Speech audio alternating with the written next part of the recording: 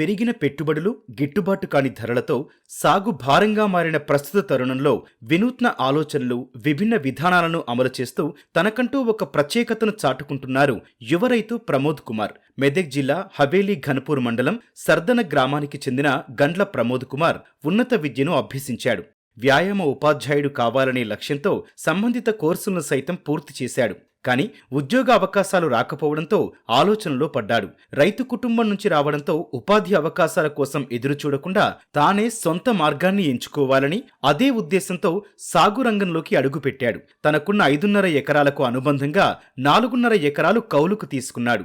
సాగులో రసాయనాల జోలికి పోకుండా సేంద్రియ సాగు విధానాలు, కూలీ అవసరం తక్కువగా ఉండే నేరుగా విత్తే విధానాలను అవలంబిస్తున్నాడు. వ్యవసాయంతో వచ్చే లాభం కంటే మిశ్రమ విధానాలతో రైతుకు కలిగే లాభాలను గుర్తించి అటు దిశగా అడుగులు వేశాడు.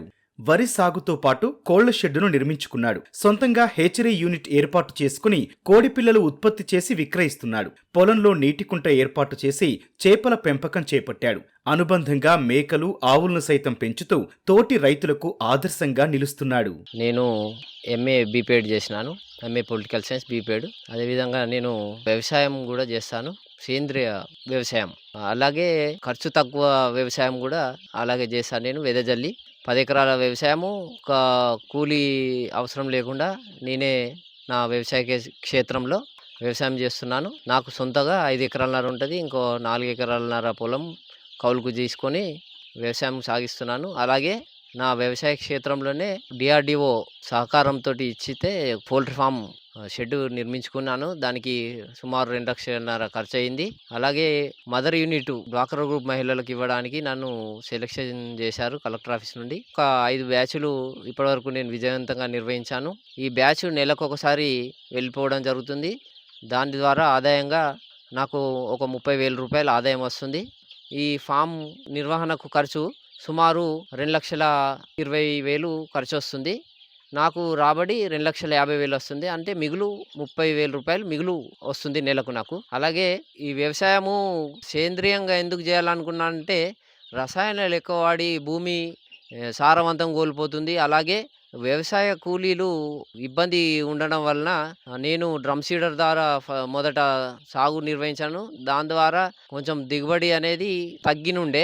అలాగే ఒక 8 సంవత్సరాల నుండి చేస్తుండగా ఇప్పుడు పూర్తిగా ఆర్గానిక్ వ్యవసాయం నిర్వహిస్తున్నాను. ఎకరాకు ఒక 3,000 ఖర్చు నాకు అంతే. ఒక 20 క్వింటాల దిగుబడి తీయడం జరిగింది. అలాగే నేను ఫామ్ పండు కూడా ఇక్కడ ఏర్పాటు చేసుకున్నాను. ఫామ్ పండు ద్వారా చేపల పెంపకం, జీవాల వ్యర్థాలు అందులోనే వేసి చేపలకేసి అవే నీళ్లు పొలానికి ఇవ్వడం జరుగుతుంది. దాని ద్వారా కూడా పొలానికి సేంద్రియం ఎరువు అందించడం ఉంటుంది. అలాగే నేను ఆవుల పెంపకం, మేకల పెంపకము, కోళ్ళు ఇవి పిల్లలు కాకుండా పెద్ద కోళ్ళు కూడా పెంచుకుంటా. వాటి గుడ్ల ద్వారా ఇంక్యుబేటర్ నేనే తయారు చేసుకొని వాటి గుడ్ల ద్వారా కూడా పిల్లలను తయారు చేసుకుంటున్నాను. 1000 గుడ్ల వచ్చే ఇంక్యుబేటర్ కేవలం 1,500 తోటి నేనే సొంతగా తయారు చేసుకున్నాను.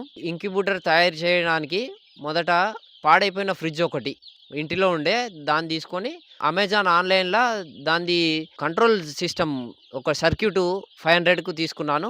4 60 వాట్స్ బల్బ్స్, హోల్డర్లు, ఇంతే ఖర్చు దానికి. మనం ఆన్లైన్లో ఇదే కొనాలనుకుంటే 1000 గుడ్ల ఇంక్యుబేటర్ కొనాలనుకుంటే సుమారు ఒక 30-40 వేల ఖర్చు వస్తుంది. దాన్ని నేను 1,500లోనే సొంతగా యూట్యూబ్లో చూసి తయారు చేసుకున్నాను. ఇలా నేను ఆర్గానిక్ వెదజల్లడము, డ్రమ్ సీడర్ వేయడము, ఈ కోళ్ళ పెంపకము మొదట్లో నిర్వహించడానికి చూసిన మా గ్రామస్తులు కొందరు నన్ను ఇదేం పని చేస్తున్నావు, నువ్వు చదువుకున్నావు, జాబ్ చేసుకోవాలి, ఏం పని ఇదే అని నన్ను ఆక్షేపణ చేశారు.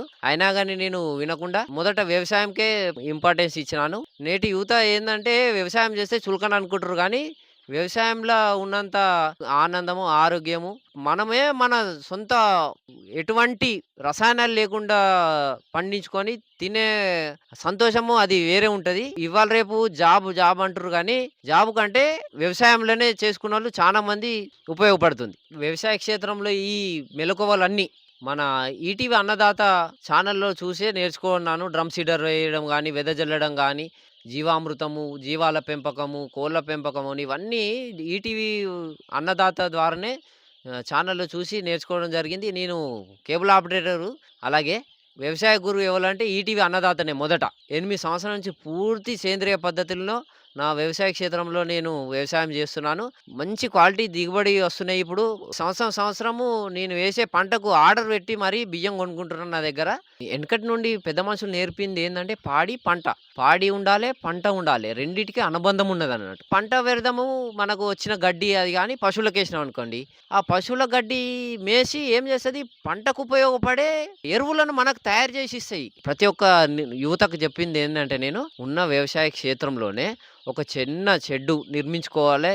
ఒక ఆవు పెట్టుకుంటే నువ్వు 5 ఎకరాల వ్యవసాయం ఏ విధమైన రసాయనాలు లేకుండా మనం పంట పండించుకోవచ్చు. మన ఆరోగ్యాలు కాపాడుకోవచ్చు. అదేవిధంగా ఒకటే షెడ్‌లా ఓపెన్ షెడ్ ఏసుకుంటే ఆవులుండొచ్చు, కోళ్ళు, మేకలు. ఇదే అనుబంధ వ్యవసాయం చేసుకుంటే మంచి లాభదాయకంగా ఉంటది. అన్‌ట్రైన్డ్ డీఎస్సీ ఒకటి రాసినాను. తర్వాత బీపేడ్ అయిన తర్వాత 2 డీఎస్సీలు రాసినాను. ఈ రిజర్వేషన్‌ల గోలలో నాకు రిజర్వేషన్‌ల ప్రాబ్లమ్ వల్లనే మెరిట్ వచ్చినా గానీ సీట్ రాకపోయేసరికి నేను మనస్తాపంతోటి ఇవన్నీ జాబ్ అనేది మనకు వచ్చేటట్టు లేదు. జాబ్ వచ్చినా రాకున్నా వ్యవసాయం చేసేవాడిని.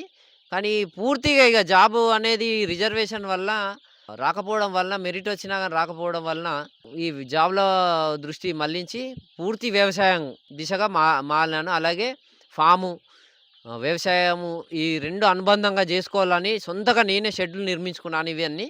ఎటువంటి లేబర్ సాయం లేకుండా నేనే సొంతగా పనితనంతోటి ఇవన్నీ షెడ్, ఫామ్ నిర్మించుకున్నాను.